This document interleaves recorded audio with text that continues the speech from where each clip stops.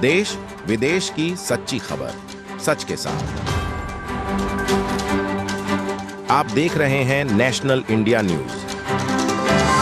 North Bengal के मालदा जिला शहर पर घोर अमानवीय घटनाएं। एक गर्भधारिणी बूढ़ी मां को घर से बाहर निकालने के आरोप में उसके बेटों के खिलाफ शिकायत की गई थी, जबकि वृद्ध समय पर माता पिता को उनके बेटा बेटी बच्चों जैसा ख्याल रखना होता है, क्योंकि एक समय पर इसी बेटा बेटी को बड़ा करने में माता पिता ने अपनी सभी प्रयास देकर एक मकाम पर पहुंचाते हैं, जिसके भरोसे पर बढ़िया समय में उन लोगों पर चल पाएंगे। उस असहाय वृद्ध महिला को मुर्शिदाबाद के कांडी से उठाकर मालदा शहर में किसी न किसी ने छोड़ दिया था, जिसको जिला पुस्तकालय सचिव और वकील प्रसेनजीत दास ने शहर के बीचों बीच कुछ सामान के साथ असहाय बैठी एक असहाय वृद्ध महिला को देखकर उसकी ओर मानवीय मदद का हाथ बढ़ाया। उसने वृद्धा को सड़क किनारे से उठाया और मालदा के रामकृष्ण मिशन रोड इलाके में स्थित अनुभव वृद्धाश्रम में ले गया। वृद्धा शिवानी दास ने बताया कि उनका घर मुर्शिदाबाद के कांडी में है। उसका पति मर चुका है और वर्तमान में 3 बेटे 2 बेटियां हैं और शादीशुदा है और परिवार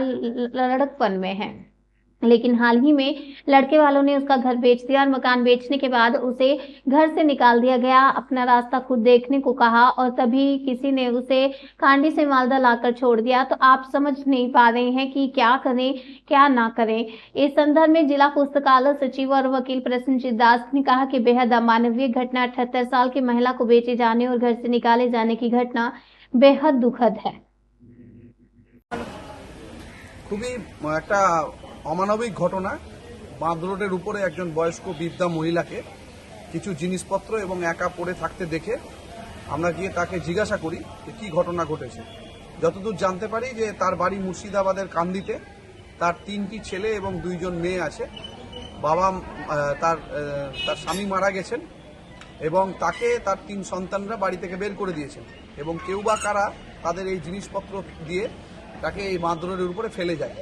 আমরা তার কাছ থেকে ঘটনাটা পুরোটা শুনি এবং আমাদের আপাতত তো তাকে কোথাও রাখার ব্যবস্থা করতে হবে, তাই আমাদের শেল্টার ফর হোমলেস সেখানে এনে তাকে রাখার ব্যবস্থা কয়েকদিনের জন্য করলাম এবং আমাদের সহকর্মী যারা আইনজীবীরা আছেন তাদের সাথে কথা বলে maintenance and welfare of senior citizen act 2007 তার ভিত্তিতে আমরা একটা এসডিও কোর্টে মামলা করিয়ে দিচ্ছি। এটা করা দরকার যাতে বাবা মার সম্পত্তি নিয়ে যে সন্তানরা তাদেরকে দেখে না, পরবর্তীতে এই ভারতের এই আইন আছে যে যদি না দেখে তাহলে সেই সম্পত্তি বাবা মার নামে আবার পুনরায় হয়ে যাবে। তো সেটা হোক, এই শাস্তিটা তাদের দরকার এবং এই অমানবিক যারা ঘটনা ঘটিয়েছে এখন অসহায় বৃদ্ধা মহিলার পাশে আমরা যতটুকুনি পারলাম তাকে বললাম যে উনিও একমত যে হ্যাঁ এই ধরনের শাস্তি প্রয়োজন এবং ওনার তো আগামী দিনের যে কটা দিন উনি বাঁচবেন অন্তত যাতে তার কিছু ব্যবস্থা হয় আমাদের তরফ থেকে যতটা করার করছি এবং পুরো ঘটনাটা আমি জেলা প্রশাসন এবং পুলিশ প্রশাসনকেও জানাচ্ছি। কবে উদ্ধার করেছেন ওনাকে? গতকাল রাতে উদ্ধার করেছি।